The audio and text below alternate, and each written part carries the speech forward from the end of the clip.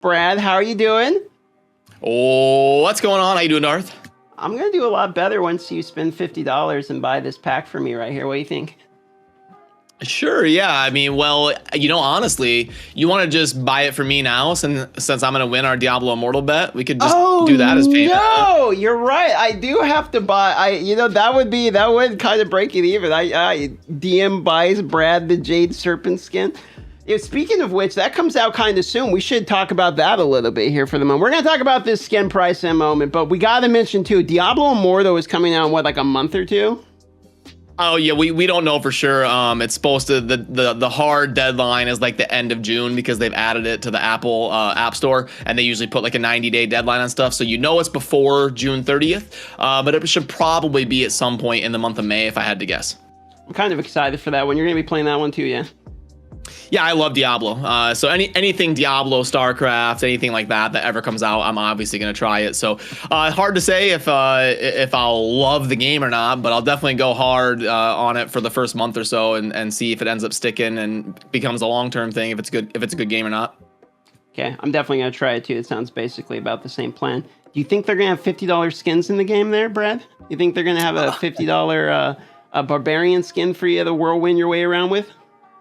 They did do cosmetic stuff in Diablo 3, but it was usually nothing like that. Nothing like $50 DLC skin packs or anything. So I bet they'll do some sort of skins in Diablo Immortal. But yeah, that's absolutely it. Have we ever seen a game with a $50 skin? I can't think of ever seeing that. That's what I've been thinking. Like, I can't. I've played Fortnite. I've played League of Legends. Okay, the only one I could say is like the shooters, like CS:GO. I mean, I literally sold a skin for a knife for $1,400. Like, some of those skins are worth like way too much money, but it's not sold from the company at that price. It's like these crates that you get randomly, and then the people set the price with the market. It's completely different. So I can't think of a game off the top of my head that doesn't include gambling where a skin costs $50. Like, the only ones are like Call of Duty, where you can put in like $1 and like roll a thing, and then you try to get basically a chest out of it or whatever. But even then, it has a pity at some point. Now, this is the most expensive skin I've ever seen at flat pricing anyway.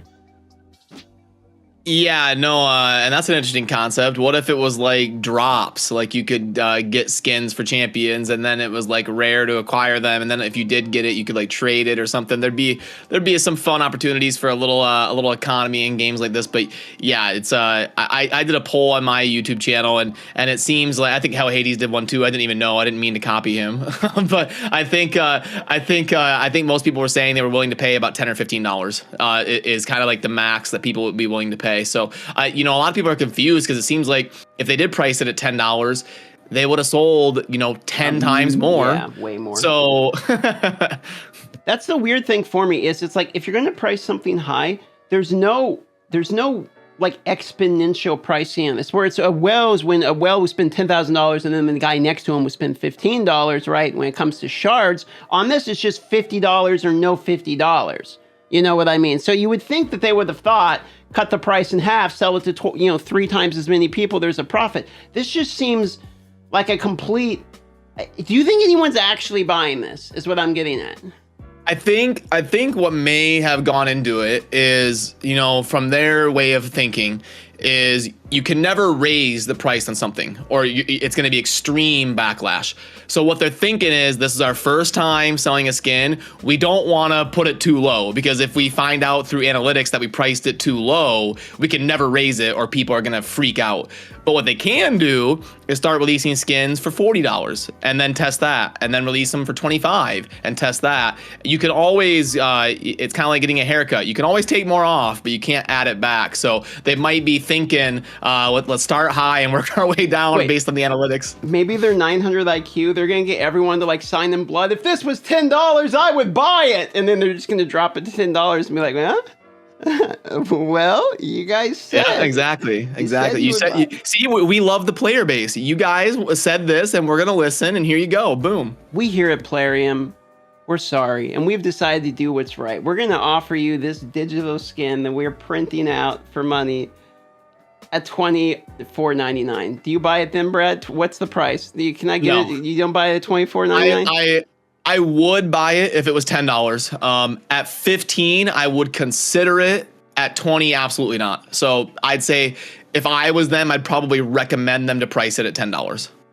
Okay, what if the skin was for $50 but customizable? Like you had the textures, but you could change all the colors and everything yourself with like a little RGB scroll. No, I'm not paying $50 for an aesthetic of any kind. No.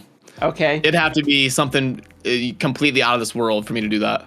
What if it's fully nude Arbiter, $50, and with just like a barcode over all the good bits? I can't stream on Twitch if I buy that skin. So all right, so there's no way you're telling me I cannot get the banker to spend $50 on these pixels no matter what.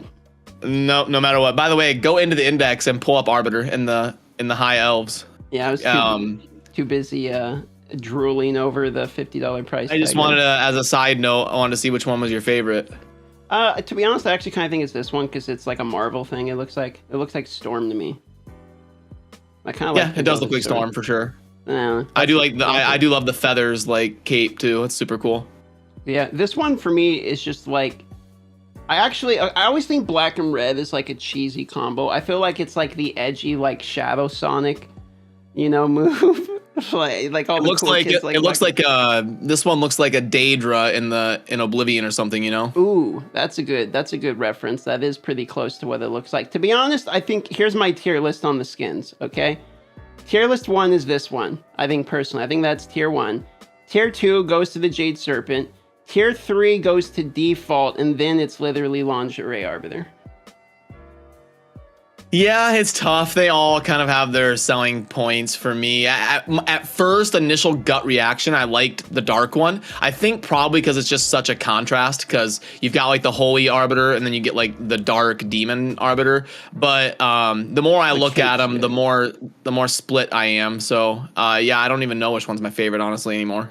Kind of realize she's got like a gargoyle on the back of the cape. That's kind of cool. It's got like it's not like it's bad art. It's just, holy moly, could you ask a larger price? At least, you know what, Brad? In case we're wrong, we have 5 days to reconsider our decision on if the $49.99 price tag is really the more realistic one for us.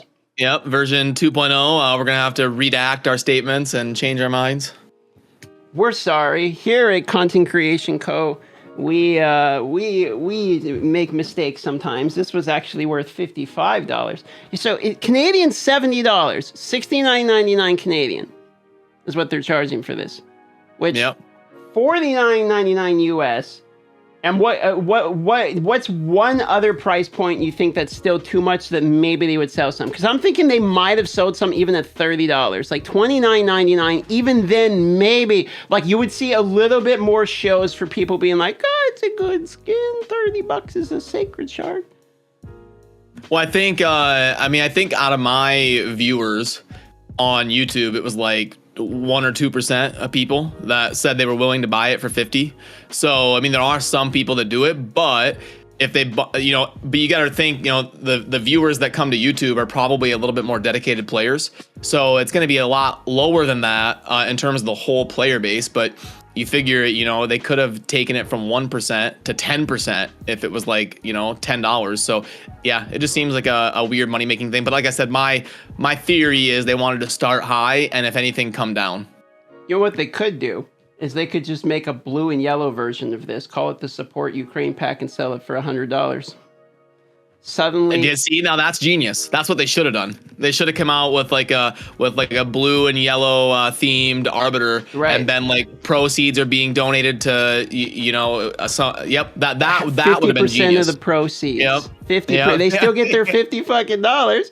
50% of the proceeds go, and then everyone's got a shining beacon of virtue that they can wear on their account. Look at me, I'm so unselfish. It's a mark of being a good person. There would even be a subsection for free to play, plus the Ukrainian support pack subsection. It'd be of free to play genres. It'd be perfect. See, you're onto something there. Yeah, submit that one. Okay, this is my official letter, the Plarium. I am opening myself up to your marketing department. Feel free to hire me. I will fly there. I pack light. All right, that's all I got.